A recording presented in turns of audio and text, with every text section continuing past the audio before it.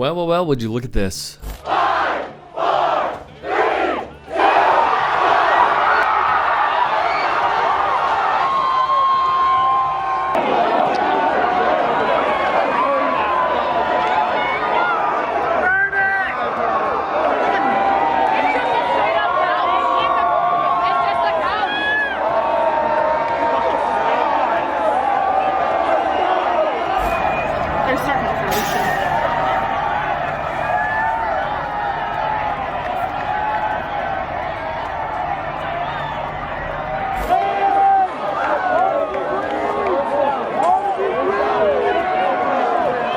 Where are the folks who hooted and hollered about destruction of property? Why are they suddenly so dang quiet? I think we all know the reason why. It's because when a hockey team wins... End of an era at Penn State, and mixed emotions, and yes, many unhappy people about it, taking to the streets, fighting with police overnight. Or a football coach gets canned for covering up criminals...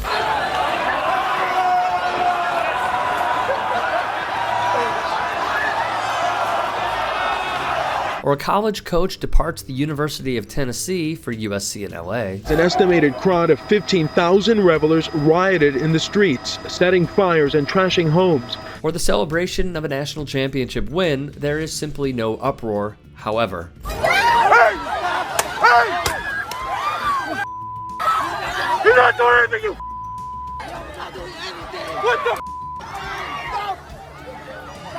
doing?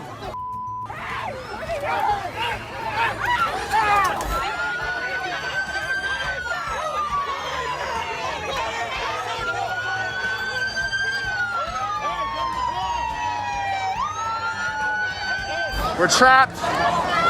They're shooting pepper balls at us. They've thrown out tear gas, flashbangs, smoke.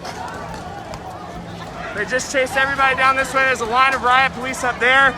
There's a line of riot police back there. When folks protest specifically because their rights are being violated each and every day by state-sponsored violence, there is a far different reaction. The response between each is approval and disapproval. The actions taken against its own citizens, with the latter is a sign that it's not welcome to fight for inequality, but you may destroy property in the name of wins in the sports world. The hypocrisy is laid out for all to see.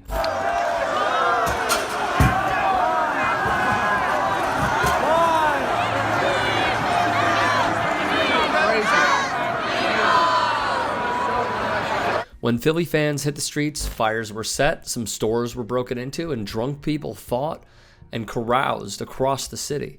Crowds of overwhelmingly white male fans climbed poles, leapt off of building awnings, uprooted lampposts, and generally caused mayhem and havoc across the city of brotherly love. Good Morning America's Michael Strahan, an ex-NFL player and Super Bowl winner, called the fans rowdy, softening the extent of the damage they caused to the city. He, alongside the other hosts, were smiling throughout the broadcast, implying that the fans' actions were acceptable. Evan Grossman, a Philly fan, put it in perspective. In 2015, Josh Williams attempted to set a fire amid the Ferguson protests in response to the police killing of Michael Brown, and he was sentenced to 8 years in prison. Was anyone arrested for starting a bonfire in the middle of a city street Sunday? Will they get locked up for 8 years because of it? Not likely. Most every incident involving fan violence documented in the last month in Philly has involved white fans. The two guys who punched horses were white. Every person we've seen atop a street sign has been white. The worst of the worst sports fans tend to be young, privileged white males. Sorry, but it's true. Deal with it. One local president of Black Lives Matter told Newsweek, "Somehow it seems there's a line drawn in the sand where destruction of property because of a sports victory is okay and acceptable in America. However, if you have people who are fighting for their most basic human right, the right to live, they will be condemned." USC Annenberg School for Communication and Journalism assistant professor of professional practice, Mickey Turner, would say. Basically, it was portrayed as a celebration that went awry, as opposed to a riot. But in actuality, in the definition of a riot, it was a riot. Speaking of the 2018 Philly celebrations. Property was destroyed, there was vandalism, there was looting.